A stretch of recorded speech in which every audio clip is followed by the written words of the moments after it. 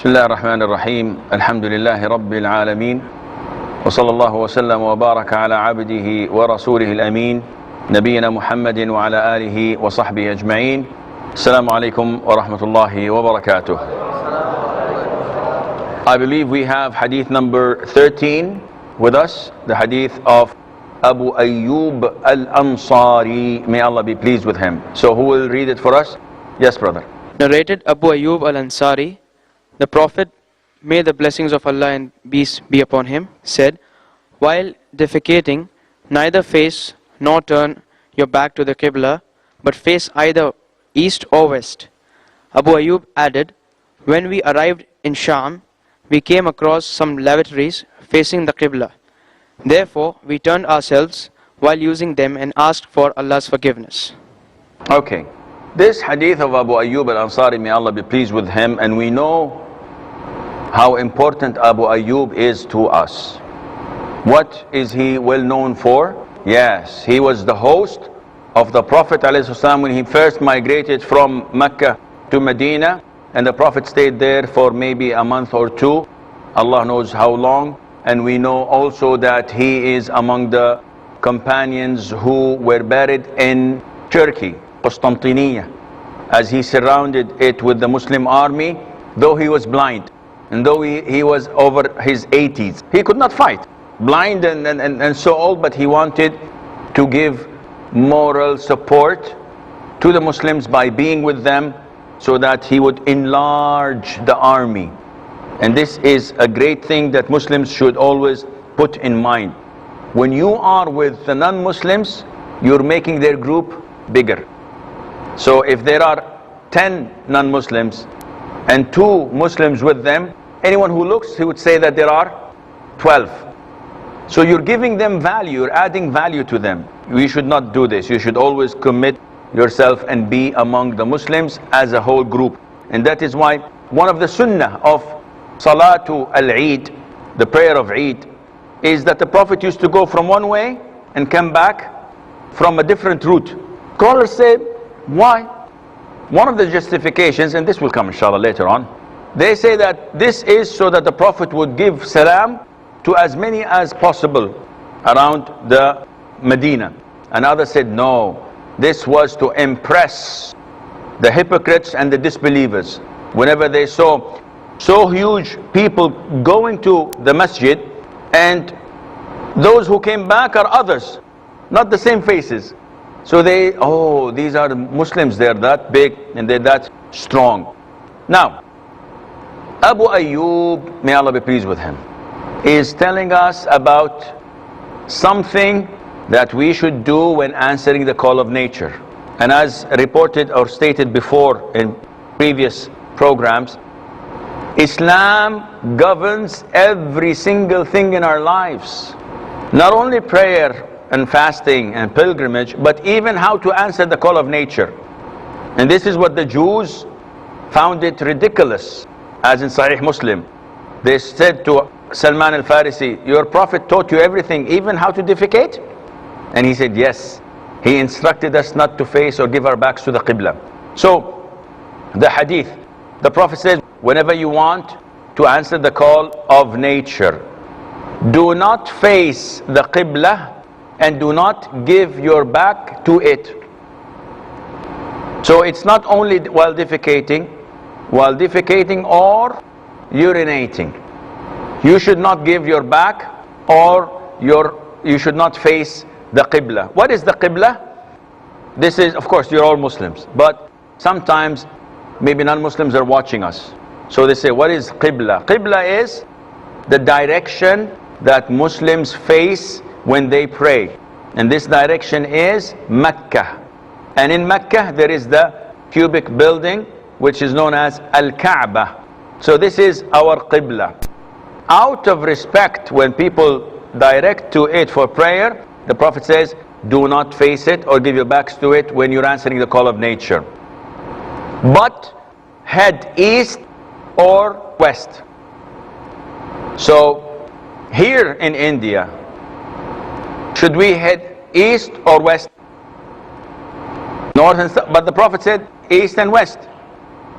Why? because in Medina, their Qibla was to the south of Medina. So the Prophet is telling them, do not face south or north, because this is facing and giving you back. But if you apply this literally to people in India, it would not be the same, because if they face east or west, they would be doing what the Prophet told them not to do. So they have to face north or south. Understood, inshallah? Taib. Now, Abu Ayyub, may Allah be pleased with him, said that when we went to Asham, what is Asham? It is Syria, Palestine, Lebanon, and Jordan. This area is the blessed area known as Asham. Politically, nowadays Asham is only mentioned as Syria, politically. But regionally, or how it used to be known as, this was mentioned about the 4 countries. So he said when we went there, we found that they had toilets, but their toilets were directing to Al-Qibla. So what did he do? He said, we turned ourselves while using them and sought Allah's forgiveness. So if the toilet was built in the direction of Qibla, he used to sit doing this, so that he would divert himself from facing the Qibla, and he would also add to that seeking Allah's forgiveness. Not only he would turn away, but he would also ask Allah for forgiveness, as he does not know if Allah would forgive or not. Now, the question is, what is the ruling on facing the Qibla and giving your back to it? Is it completely forbidden? Not recommended? One is not recommended, one is forbidden. Both are permissible. It's an issue of dispute among scholars. And before we go into that dispute, we would like someone of you to read the following hadith. Hadith number 14. Narrated Abdullah bin Umar. I went up to the roof of Hafsa's house for some need, and I saw Allah's apostle, may the blessing of Allah and peace be upon him, answering the call of nature, facing Sham, Syria, Jordan, Palestine, Lebanon, then regarded as one country, with his back towards the Qibla. Okay, this hadith was reported in Al-Bukhari. First of all, Ibn Umar, the companion of the Prophet ﷺ, went on top of Hafsa's house. Who was Hafsa? The wife of the Prophet ﷺ, the mother of the believers. And what is her relation to Abdullah? She is his sister. He said that I climbed over the roof. He had something, but accidentally saw the Prophet ﷺ answering the call of nature. He wasn't spying, because spying on the Prophet is an act of blasphemy. If a person does this intentionally, he would have committed an act of apostasy, kufr. This is ridda. He has to be executed. Why did he do this? It was unintentional. He went up to get something from the roof, he went up to pray, he went up to sunbathe. Of course this is hypothetical, but he went for any legitimate reason. Now, we have 2 hadiths. Abu Ayyub tells us, the Prophet says, do not. And the Prophet here was giving his back. That is why scholars differed, as they usually do. And that is why we are instructed to go back to the Quran and Sunnah to find out which is the most closest opinion that would please Allah Azza wa Jal. And therefore, as we stated before, if you recall, whenever we have 2 conflicting evidences, what is the first thing we do? We try to reconcile and join together.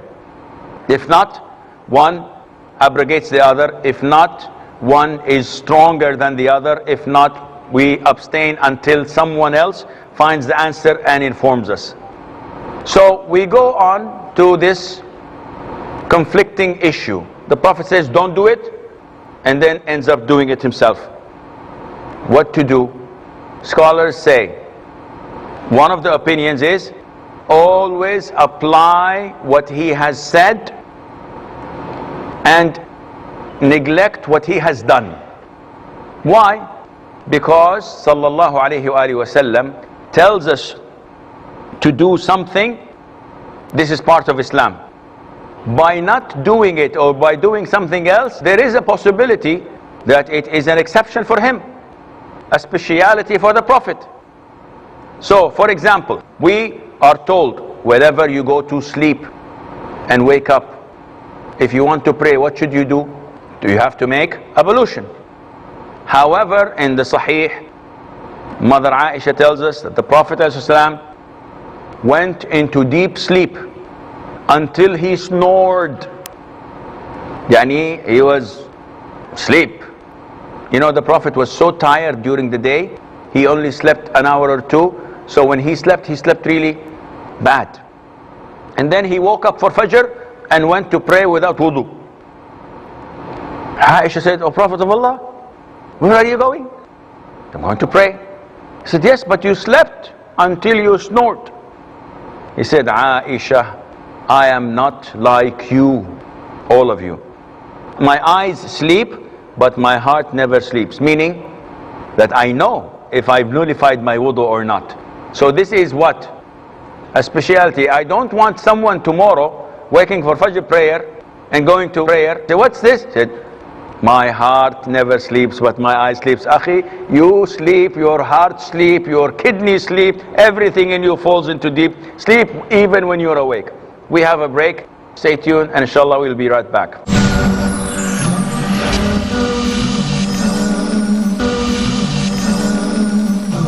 Assalamu alaikum and welcome back.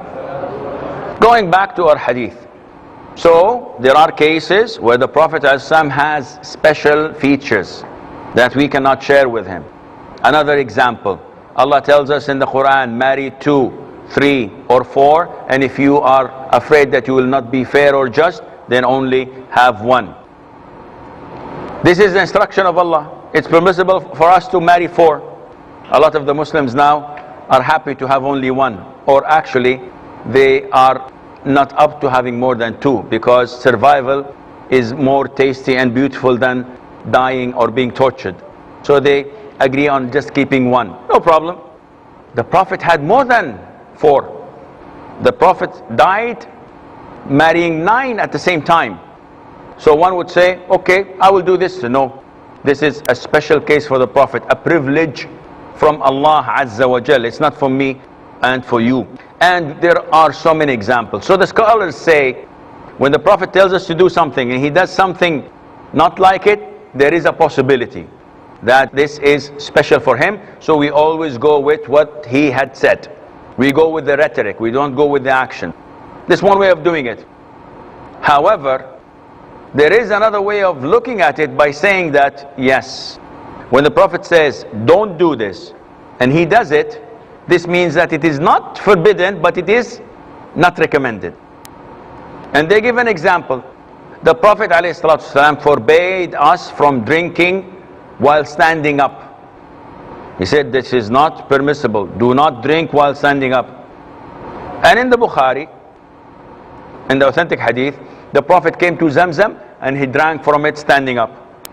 Ali ibn Abi Talib said, I don't care whether I drink standing up or sitting down, because I've seen the Prophet drink standing up. So scholars said, what to do? The first, do not drink standing up. They said, okay, in this case, it is not forbidden. It is not recommended. Why? How do we know this? Usul al-fiqh, fundamentals of fiqh. A rule of thumb. Whenever there is an instruction or a rule or an order in the Quran or in the Sunnah, this is obligation. Unless another hadith or ayah or something makes it from obligation into mustahab, recommended. And whenever there is a prohibition in the Quran or in the Sunnah, this is haram, this is prohibited, this is forbidden, unless another evidence makes it softer and makes it makruh or unrecommended. So this is something we learn from usul al-fiqh. Now we would like to apply this on what we have here. The Prophet said alayhi salatu wassalam, don't, and he himself did it. So what to do? The scholars differed over 6 or 7 or even 8 opinions regarding facing and giving your back to the Qibla while answering the call of nature. And Al-Imam al-Shawkani in his beautiful book, Nailul Awtar, a big book made of 4 or 5 volumes. It's actually made of 9, but when printed, 2 and 2 and 2 and 2 or 3 makes it 4 or 5 volumes altogether. He said, and he mentioned these different opinions. Some scholars said it is completely prohibited to face or to give your back when answering the call of nature, period. Full stop. Who backs this up? Abu Ayyub al-Ansari, Shaykh al-Islam ibn Taymiyyah, Shaykh al-Islam ibn al-Qayyim, and a number of scholars. Other scholars say, this is the hardest, Other scholars say, no, you have to look.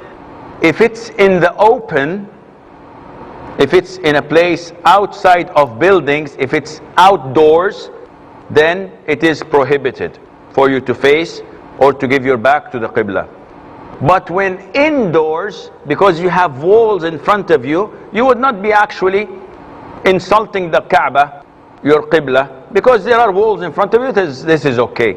Third, some say it is permissible to urinate in the direction but not to defecate. Some would say this is dependent also, you can add to that, facing the moon or the sun. They even added that is not permissible. And some even added the Jerusalem, Bayt al-Maqdis, or Masjid al-Aqsa. All of these are different opinions of scholars. So what is the most authentic opinion? The safest is the first one. Do not face or give your back to the Qibla.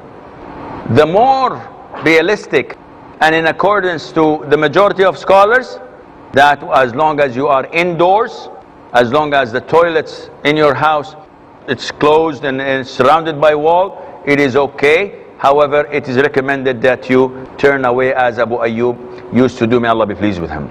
But the safest is always not to do it. And this is illustrated when one of you builds a house. When you build a house, definitely you will be sinful if you instruct the engineer to have it in the face of Qibla. Sheikh, it's a small toilet, I don't have much space to maneuver. It's your problem. It is your house, you're building it. You have to build it on the Islamic foundation.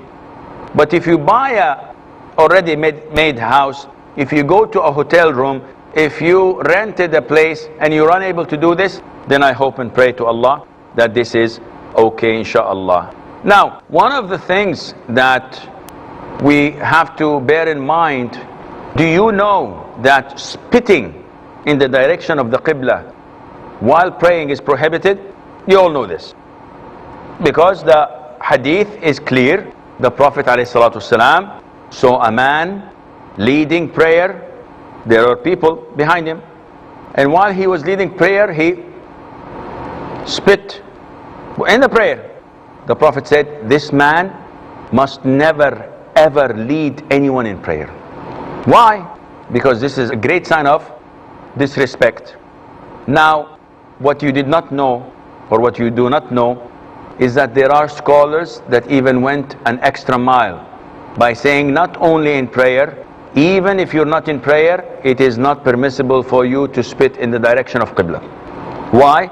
Because this shows disrespect.